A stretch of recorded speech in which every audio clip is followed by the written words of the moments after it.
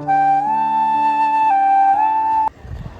Morning दोस्तों, कैसे हैं आप सब। आशा करता हूँ आप लोग स्वस्थ मस्त और ज़बरदस्त होंगे। एक और नया दिन, एक और नया सफ़र अभी हैं अपने घर पर। और आज हम चल रहे हैं अपने घर से बाबा प्रभुनाथ जी के दर्शन करने के लिए स्वर्गाद्वारी नेपाल में।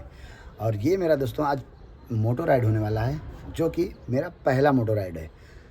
कैसा एक्सपीरियंस होने वाला है, कैसा रोड है और किधर से जाना है, वो सब हम आगे इस वीडियो में बताएँगे। और आपको क्या क्या खर्चा होने वाला है वो बताएंगे, पेपर वर्क क्या होने वाला है वो बताएंगे, आपको क्या क्या ले जाना होगा वो भी सारा डिटेल इसी वीडियो में मिलेगा। और कितना दूरी होगा ये भी बताएंगे। तो चलिए निकलते हैं, फटाफट बैग को करते हैं पैक और गाड़ी को करते हैं अपनी तैयार और निकलते हैं बाबा जी के दर्शन करने के लिए। हमारे साथ कौन कौन चलने वाला है वो भी हम आगे आपको बताएँगे। चलिए निकलते हैं, तब तक के लिए हर हर महादेव।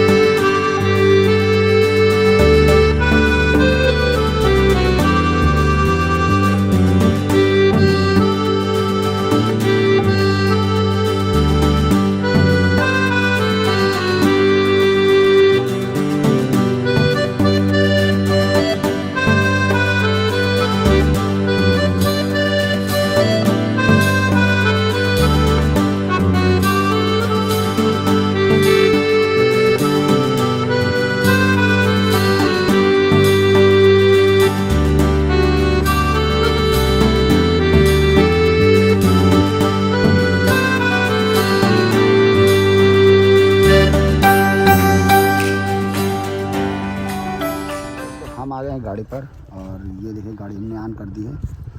और मैं अभी ट्रिप को करूँगा अपनी जीरो। ये ट्रिप है, मैं कर देता हूँ जीरो हो गया। ट्रिप भी कर देता हूँ जीरो। और मेरा जो गाड़ी टोटल चल चुका है 5728 किलोमीटर। तो अब मैं करता हूँ अपनी यात्रा की शुरुआत। तो चलिए करते हैं अपनी यात्रा की शुरुआत, लेते हैं प्रभु का नाम। बोलो जय सिया राम।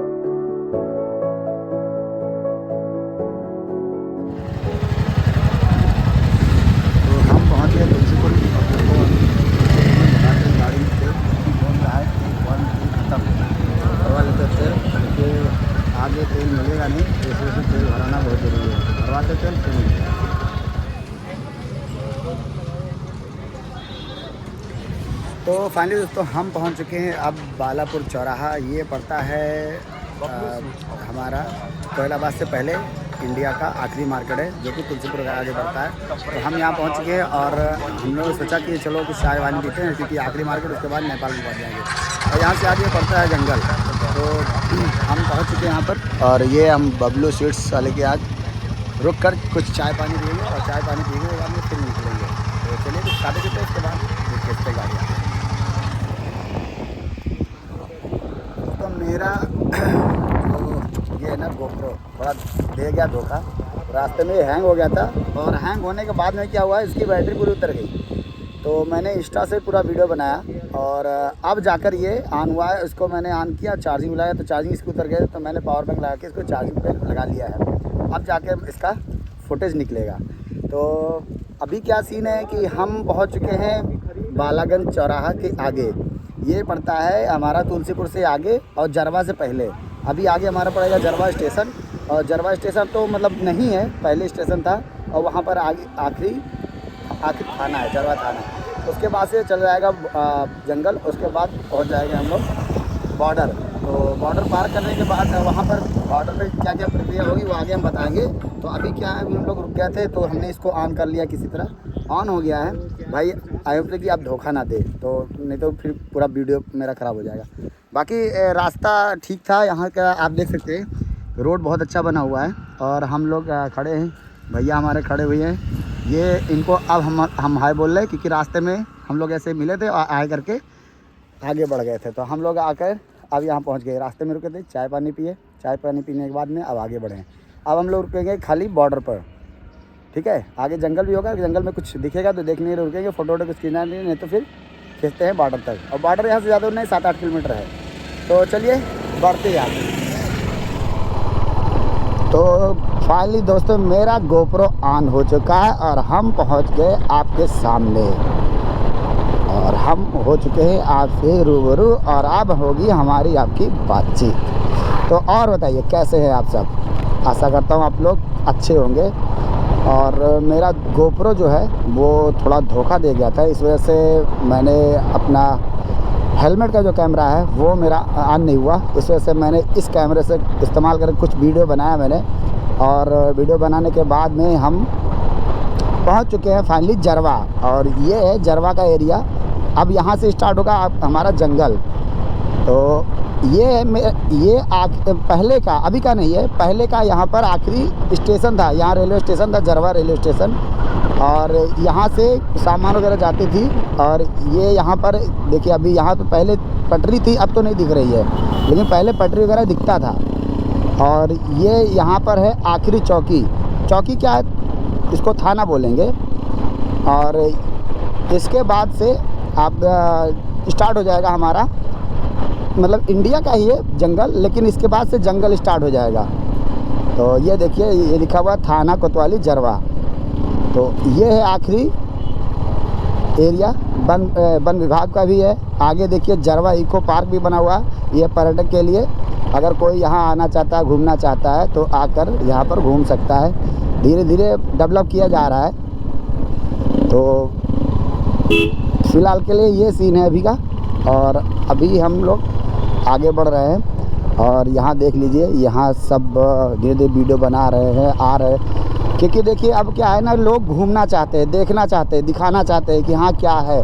जैसे अभी हम लोग हैं, तो हम तो स्वयं तो घूम रहे हैं, लेकिन हम अपने वीडियो के माध्यम से आप सबको दिखाना चाहते हैं कि हाँ घर से बाहर निकलने पे क्या क्या और भी चीज़ें हैं देखने के लायक, दिखाने के लायक, और प्रकृति ने क्या क्या चीज़ें बनाई है ना। तो इस वजह से चल रहे हैं। अब हम पहुंच चुके हैं जंगल में। ये जंगल जो है 5 किलोमीटर का है, और यहाँ से हम सीधे पहुँचेंगे आगे कोयलाबाद मार्केट में। कोयलाबाद जो है वो नेपाल में है, और इंडिया का जो बॉर्डर है वहाँ पर खाली चौकी बनी हुई है, और ये SSB कैंप है, और उधर वहाँ कोई नहीं रहता, ठीक है। तो ये है सीन। आगे वहाँ पहुँचते हैं, और उसके बाद में आगे की क्या प्रक्रिया होती है वो सारा डिटेल आपको हम शेयर करते हैं। स्पीड हमारी जो है वो 40 की चल रही है, क्योंकि जंगल में ज़्यादा तेज़ गाड़ी नहीं चलानी चाहिए। क्योंकि होता क्या है ना कि अक्सर जंगली जानवर अचानक आ सकते हैं, तो आप सेफली ड्राइव कीजिए। तो आगे बढ़ते ही दोस्तों हमको दिखने लगा सामने पहाड़, आपको वो दिखाई दे रहा है, वो है सामने पहाड़। तो ये जो पहाड़ है ये है नेपाल के अंदर, और जंगल जो है वो है हमारे इंडिया में, मतलब इंडिया और अपना नेपाल का बॉर्डर है ये, जान लीजिए। और यहाँ देख लीजिए लोग आ रहे हैं फ़ोटो खिंचवाने के लिए, जो कि आते हैं इंस्टाग्राम, फेसबुक, यूट्यूब सब पर डालते हैं, सबका अपना अपना अलग अलग है। तो हम लोग फाइनली पहुँचने वाले हैं बॉर्डर पर। ये देखिए फ़ोटो खिंचवा रहे सब। है क्या, कल था ईद, तो ईद के मौके पर सब लोग अब काम धाम अपना बंद करके छुट्टी ले रखे अपने काम से, और अपनी फैमिली के साथ, अपने दोस्तों के साथ घूमने आए हैं। और यहाँ घूम कर फिर चले जा रहे हैं, लेकिन हम लोग यहाँ घूमने नहीं आए, हम लोग जाएंगे आगे।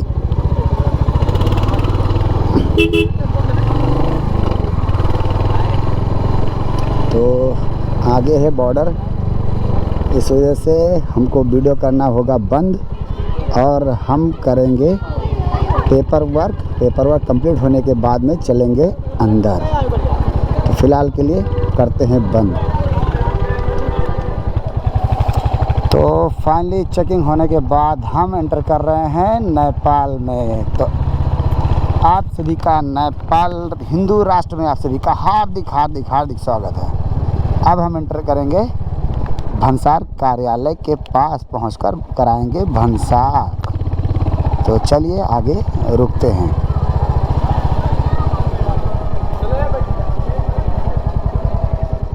तो ये सामने दिखाई दे रहा है दोस्तों, ये है इंडिया का फ्लैग, और ये है जो ये आपका है नेपाल का गेट।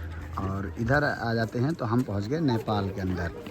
और नेपाल के अंदर एंटर करते ही आपको सबसे पहले यहाँ भंसार कराना पड़ेगा। ये है भंसार कार्यालय, आप देख सकते हैं, ये कुछ सूचना लिखी हुई है, आप पढ़ सकते हैं। और उसके बाद में पहले आप भंसार कराएंगे, भंसार कराने के बाद आप आगे जा सकते हैं। और अगर आप भंसार नहीं कराएंगे तो फिर इसका आपको जुर्माना देना होगा, वो भी नेपाल के नियम अनुसार, ठीक है, इनके लॉ के अनुसार। तो आप जब भी अगर इधर जाते हैं तो आप भंसार ज़रूर कराइए। और भंसार का कोई ज़्यादा पैसा नहीं है, हमारा जो भंसार हुआ है वो 135 रुपया पर डे के हिसाब से, बाइक के हिसाब से हुआ। ये देखिए, ये है भंसार का पेपर जो हमको मिल चुका है। और फाइनली हम लोग हो चुके हैं 2 दिन के निवासी, मतलब 2 दिन के लिए हम लोग नेपाल के हो गए। और हम लोग अब 2 दिन नेपाल घूमेंगे, आज और कल तक हम लोग के पास टाइम रहेगा, कल तक हम अपने घर जा सकते हैं। लेकिन कल के बाद अगर हम परसों आएंगे तो उसका चार्ज हमको देना पड़ेगा, जो भी इनका नियम होगा उसके हिसाब से। बाकी हमारा भंसार बन चुका है, और भंसार बनाने के लिए आपको कुछ देना नहीं होगा, सिर्फ आपको ओरिजिनल पेपर गाड़ी का देना होगा। मायने नहीं रखता कि आपके नाम से या किसके नाम से, उससे कोई मतलब नहीं। आपके नाम से पेपर होगा, गाड़ी होगा तब भी मतलब मिलेगा, आपके नाम से नहीं तब भी मिलेगी। भंसार बन जाएगा, पैसा लेंगे, भंसार बनाकर दे देंगे, उसके बाद आप जाइए। डीएल ज़रूर रखिएगा, डीएल नहीं रखेंगे तो डीएल के बिना आपको एंट्री नहीं मिलेगी। कोई बात अगर होती है तो फिर तो उनके नियम के अनुसार आपको सज़ा मिलेगी। बाकी जुर्माना भी ले सकते हैं। बाकी अब हम लोग का पेपर बन गया, अब हम लोग यहाँ से निकलते हैं, क्योंकि भी है लंबा सफ़र। किस्ते मिलते हैं अभी। कितना लगता है सर? 135 135 आईसी। तो फाइनली दोस्तों हम लोग का भंसार हो गया, पेपर चेक हो गया, और भैया भी पेपर चेक करवा के आ गए हैं। अपनी धन्नों को कर दिए स्टार्ट, हम भी अपनी गाड़ी पर बैठने जा रहे हैं। हो गए, हम बैठ गए हम अपनी गाड़ी पर, और अब चलते हैं आगे। Let's go.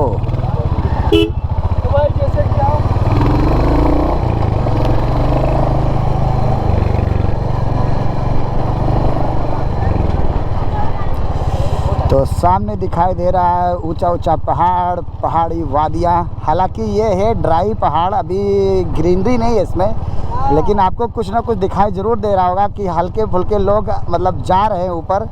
अगर आपको यहाँ आना है अगर घूमने, ये है कोयला बास। पहले ये मार्केट था, लेकिन बाद में कुछ गलत एक्टिविटी होने के बाद में यहाँ पर लोग धावा बोल दिए, लुटेरे लूट लेकर चले गए।